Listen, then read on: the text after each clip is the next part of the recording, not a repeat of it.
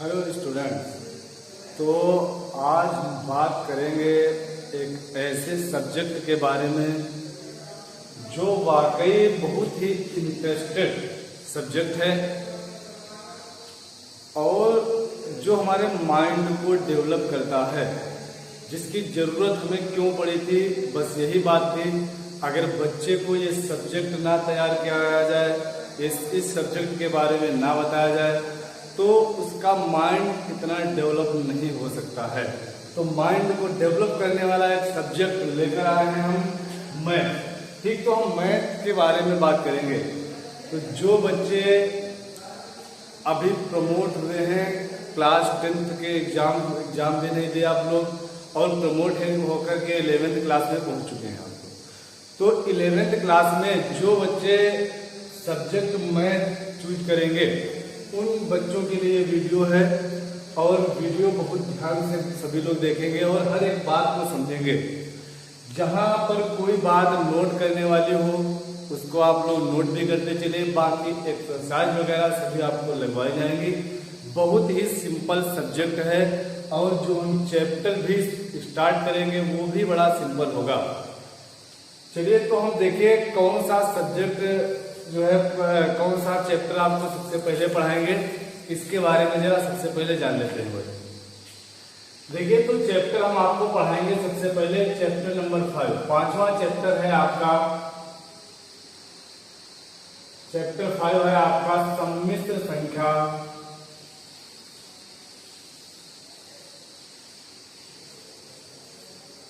और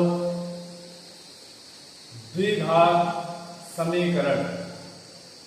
तो देखिए, कुछ जाना पहचाना सा लगा, क्या जाना पहचाना सा लगा? द्विघात समीकरण जो आप लोग क्लास 10th में पढ़ चुके हैं। द्विघात समीकरण के बारे में, क्वाड्रेटिक इक्वेशन के बारे में आप लोग पढ़ चुके हैं। बस यहाँ पर थोड़ा सा जुड़ गया, क्या?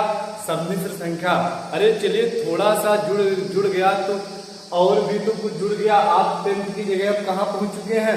11th में पहुंच चुके हैं। तो बस थोड़ी सी बात जुड़ी हुई है, क्या?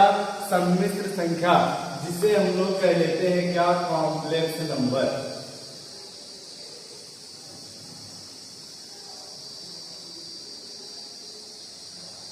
कॉम्प्लेक्स नंबर और द्विघात समीकरण की बात तो आपको पता है, पढ़ चुके हैं आप क्लास 10th में। इसको हम लोग क्या कह लेते हैं? Quadratic equation.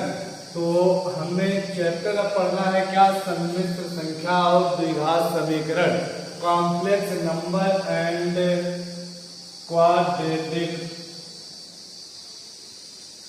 इक्वेशन।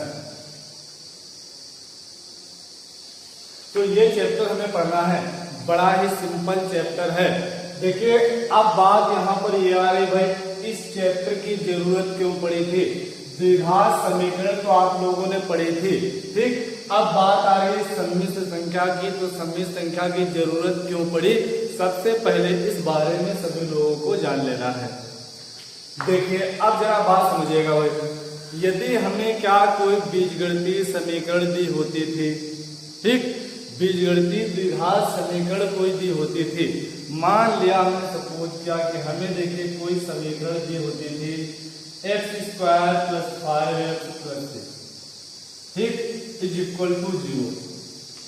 ये कोई हमें एक क्वेश्चन दी होती थी, कोई द्विघात समीकरण दी हुई होती थी, तो हम लोग इस समीकरण के फैक्टर करते थे गुणनखंड विधि से। इस समीकरण को हल करके x के मान निकाल लिया करते थे। और ये बात सभी को भाई पहले से ही पता है। देखिए, जितने घात की समीकरण होती है, जितने घात की समीकरण होती है उसके उतने ही हल, उतने ही मूल होते हैं। द्विघात समीकरण आप लोग पढ़े थे। द्विघात समीकरण के दो मूल माने गए थे, अल्फा और बीटा। याद करिए भाई, याद करिए। द्विघात समीकरण के दो मूल माने गए थे, कौन? अल्फा और बीटा, ठीक। और जो आप लोग त्रिघात समीकरण के बारे में पढ़े थे, द्विघात समीकरण में ही त्रिघात समीकरण जुड़ी हुई थी, वहां पर आप लोगों ने 3 मूल माने थे, अल्फा, बीटा और गामा। क्या माने थे? अल्फा, बीटा और गामा। ठीक। तो द्विघात समीकरण जो आप लोगों ने पढ़ी थी वहां पर देखा था कि जब द्विघात समीकरण को हमें हल करना होता था तो हम लोग हल करके x के 2 मान निकाल लिया करते थे। जैसे अगर यहाँ पर अगर हम लोग निकालेंगे आकर के तो 2 मान निकल कर आ जाएंगे हमारे -2 -3 2 3 करके कुछ भी जो मान निकल कर हमारे यहाँ पर आ जाएंगे। ठीक। तो बात तो हमें फिलहाल ये पता चल गई। और ये जो चैप्टर था द्विघात समीकरण वाला जो चैप्टर था, जरा याद करिए, पीछे पहुंचिए, क्लास 10 में पहुंच जाइए जरा। ये कौन से चैप्टर के बाद हम लोगों ने पढ़ा था? अरे सबसे पहला चैप्टर हम लोगों ने पढ़ा था क्या? रियल नंबर्स, वास्तविक संख्याएं। और उसके बाद बढ़ने के बाद फिर हमारा आया था चौथा चैप्टर था जिसका नाम था द्विघात समीकरण। तो याद करिए, तो इससे पहले हमें वास्तविक संख्याओं के बारे में भी जानकारी होनी चाहिए। ठीक, तभी हम लोग उसके बाद ही पहुंचे थे कहाँ? द्विघात समीकरण की तरफ।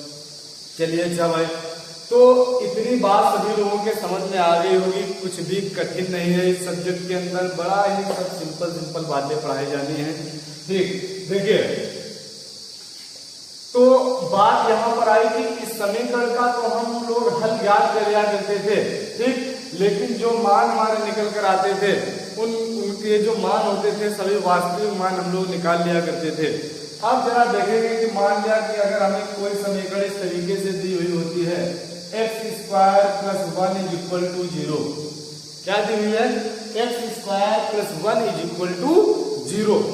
अच्छा, हमने क्या किया भाई? पाठांतर किया, और ये जब जो हमारा प्लस का 1 दिखाई पड़ रहा था इसे हमने उधर कर दिया, दूसरी तरफ RHS में कर दिया, तो काहे का हो गया भाई? माइनस का हो गया। तो ये हो गया हमारा क्या? x² = -1। अब अच्छा भाई बात आ रही है यहाँ पर, अगर कहीं पर आता था x² = 4 या x² = 1 तो हम लोग क्या करते थे भाई? इधर स्क्वायर लगा हुआ था, इधर हम लोग √ लगा लिया करते थे, 1 हो गया। अब कहते थे कि 1 के वर्गमूल किसका है? तो हम लोग कह लेते थे भाई +1 का भी ये वर्गमूल होगा, और -1 का भी जो है +1 का भी वर्ग होगा, और -1 का भी वर्ग होगा क्या? 1। अच्छा, बात आ रही थी कि अगर हमने लिखा था x² = 4 तो यहाँ पर हम लोग क्या लिखते थे? x √4, अंडर रूट के अंदर हमने 4 को पहुंचा दिया। अब कहते थे भाई 4 किसका वर्ग होता है? 4 के वर्गमूल क्या है हमारे? तो हम कहते थे भाई जो है +2 का भी वर्ग अगर हम स्क्वायर करेंगे तब भी 4 आ जाएगा, और अगर -2 का स्क्वायर करेंगे तब भी 4 आ जाएगा। लेकिन जरा यहाँ पर पहुंचे आकर के देखिए, यदि यहाँ पर आया, हमने क्या कर दिया? स्क्वायर को हटाया और इधर हमने क्या चढ़ा दिया? रूट चढ़ा दिया। तो अच्छा बताइए, जब इधर रूट हमने चढ़ा दिया है तो अब जरा बोलिए, क्या -1 का वर्ग -1 होगा? नहीं हो पाएगा। क्या +1 का वर्ग +1 -1 हो जाएगा? नहीं हो पाएगा। अब यहाँ पर भाई हम लोग वर्गमूल नहीं निकाल पा रहे हैं, यहाँ पर हम लोग वर्गमूल नहीं निकाल पा रहे हैं। तो अच्छा, अब इसी बात के लिए हमें जरूरत पड़ी थी किसकी?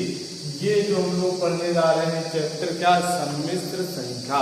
क्या पढ़ने जा रहे हैं? सम्मिश्र संख्या। इस चैप्टर के बारे में हमें यहीं से पढ़ने को मिलेगा कि भाई इसको हम लोग यहाँ से वर्गमूल से बाहर इसको कैसे लेकर के आएंगे। तो इसके लिए एक मैथमेटिशियन थे हमारे, यूलर नाम के एक मैथमेटिशियन थे, उन्होंने जो है इसको बताया कि अगर कहीं पर ये माइनस का जो है माइनस का हमें वर्गमूल लेना पड़े, माइनस का 1 अगर वर्गमूल के अंदर लिखा हुआ है, रूट के अंदर लिखा हुआ है, तो उसका वर्गमूल लेंगे, हम उसको बाहर निकालेंगे आकर के, तो उसको हम लोग लिख लेंगे आकर के -1 को हम लोग लिख लेंगे आकर के क्या? i के बराबर लिख लेंगे। रूट -1 को किसके बराबर लिख लेंगे आकर के? i के बराबर लिख लेंगे। ये i है क्या? अभी इसकी भी बात की जा रही है भाई। तो अच्छा, यहाँ पर अभी एक बात और भी पता चल गई क्या कि अगर यहाँ से रूट हटाएंगे तो इधर स्क्वायर आ जाएगा। कुल मिलाकर के कि अगर i स्क्वायर होगा तो उसको हम लोग किसके बराबर लिख सकते हैं? -1 के। तो यहाँ पर बात आ गई कि जहाँ -1 लिखा हुआ था यहाँ हम लोग i स्क्वायर लिख सकते हैं, जो पॉजिटिव हो जाएगा, और पॉजिटिव का जो है वर्गमूल लेना संभव है। हम लोग इसका वर्गमूल लेंगे तो हमारा वो क्या निकल कर आ जाएगा? i के बराबर आ जाएगा। इतनी बात तो सभी लोगों के समझ में आ गई होगी। अच्छा, तो ये आई की जो बात चल रही थी, हमने आई जो छोड़ा भाई, आई क्या है, तो जरा इसकी भी बात समझ लेंगे आकर के आई है क्या। देखिएगा ये जो चैप्टर हमने पढ़ा क्या, सम्मिश्र संख्या। ठीक, देखिए हमने कहा कि अभी द्विघात समीकरण की जब हम बात बता रहे थे तो हमने कहा था कि इससे पहले आपको पढ़ना पड़ा होगा क्या, वास्तविक संख्याएं। इससे पहले आप वास्तविक संख्याओं के बारे में तो पढ़ ही चुके थे। तो यहाँ पर जरा देखेंगे आगे के कि यहाँ पर ये जो आई हो जाती है, आई क्या है, ये भाई वास्तविक संख्या नहीं। अगर वास्तविक होती तो वर्गमूल निकाल लेते हम लोग। ये वास्तविक नहीं, ये कैसी हो गई, अवास्तविक संख्या। क्या हो गया आकर के भाई, हमारी अवास्तविक संख्या। चाहे अवास्तविक संख्या कह लें या आई हमने जो चुरा लिया था, आई का मतलब होता है इमेजिन से हमने आई चुरा लिया था, तो हम इसको कहेंगे इमेजिन माने क्या होता है भाई, कल्पना करना। तो इसको हम लोग वास्तविक भाग नहीं अवास्तविक भाग कहें या फिर अवास्तविक ना कहें तो हम लोग इसको क्या कह सकते हैं, काल्पनिक भाग भी कह सकते हैं। क्या कह सकते हैं, काल्पनिक भाग भी कह सकते हैं। बताओ इतनी बात सभी लोगों के समझ में आ गई होगी। ठीक, तो बात ये आ गई यहाँ पर क्या कि जो सम्मिश्र संख्या है ये अब भाई छूट गई आकर के किसमें, वास्तविक और अवास्तविक दोनों में छूट गई। तो जरा यहाँ से देखेंगे आकर के ये जो सम्मिश्र संख्या है, सम्मिश्र संख्या है ये दो प्रकार की संख्याओं से मिलकर के बनी हुई होती है। ये दो सम्मिश्र का भाई मतलब जरा समझ रहे हैं, लेकिन मिश्र माने तो पता चलता क्या, मिश्र माने मिश्रित, मिश्रित माने मिली हुई। और संख्याएं हमने भी बताई भाई दो प्रकार की, कौन कौन सी बताए, एक वास्तविक बता दी तो दूसरी कैसी बता दी थी, अवास्तविक, या जिसको हम लोग क्या कह ले रहे थे, काल्पनिक। तो संख्याएं जब हमारी दो प्रकार की थी, वास्तविक और काल्पनिक, तो दोनों को जब मिला दिया जाता है, वास्तविक और अवास्तविक दोनों को जब मिला दिया जाता है तो इस प्रकार की बनी हुई संख्या क्या कहलाती है, सम्मिश्र संख्या कहलाती है।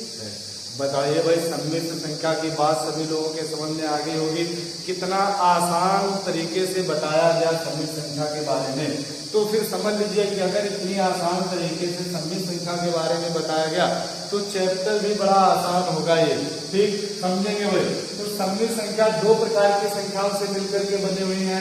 कौन कौन सी, वास्तविक संख्याएं, रियल नंबर्स जिनको हम लोग कह लेते हैं, वास्तविक संख्याएं और अवास्तविक संख्याएं या काल्पनिक संख्याएं। ठीक, वास्तविक संख्याएं और कैसी हो गई हमारी, काल्पनिक संख्याएं। बताओ इतनी बात सभी लोगों के समझ में आ गई भाई। ठीक, अब जरा देखेंगे आगे के काल्पनिक संख्या वाली तो बात हमें पता चल गई, काल्पनिक भाग के बारे में बात पता चल गया। अब जो वास्तविक भाग हमारा हो गया ये देखेंगे भाई, ये दो प्रकार की संख्याओं से मिलकर के बना होता है। ठीक, ये देखिए कौन कौन सी दो संख्या होती है, एक तो हो जाती है हमारी पूर्णांक, या हम इससे पहले समझ में आगे के दो प्रकार की होती है, एक परिमेय संख्या और दूसरी क्या होती है, अपरिमेय संख्या। दूसरी क्या होती है, अपरिमेय संख्या। अब ये जो परिमेय संख्या होती है ये भी दो प्रकार से मिलकर के बनी होती है। कौन कौन सी होती है, देखिए एक जो हो जाती है परिमेय संख्या पूर्णांक के रूप में निकल कर आ जाती है, वही पूर्णांक हो जाती है, एक परिमेय संख्या है 2, 4, 6, 8, 10, 12। ठीक, जो भी 3, 5, 7 निकल कर आ गया पूर्णांक होती हैं। और कुछ जो होती है पूर्णांक नहीं होती हैं, जो किस रूप में लिखी रहती हैं, P/Q के रूप में लिखे रहते हैं। और ये जो पूर्णांक होते हैं ये भी भाई P/Q के रूप में लिखे रहते हैं। 3 है, 3 के बटे में हम आप लिख सकते हैं क्या, 1 लिखा रहता है, तो ये भी होती तो P/Q के रूप की है। और दूसरा हमने समझ लिया करके देखिए पूर्णांक जैसे 3, 5, 7 और ये P/Q वाले 2/5, 3/4 इस प्रकार की जो संख्याएं होती है। ठीक, इसी प्रकार से जो हम लोग आगे और भी पढ़ेंगे। फिलहाल आज के वीडियो में आपको इतना ही पढ़ने को मिलेगा। नेक्स्ट वीडियो में जब हम आएंगे तो इस सम्मिश्र संख्या का रूप क्या होता है, इसको किस प्रकार से प्रदर्शित किया जाता है, ठीक, तमाम बातें जो है अगले लेक्चर में आपको बताई जाएंगी। फिलहाल इस लेक्चर में इतना ही है।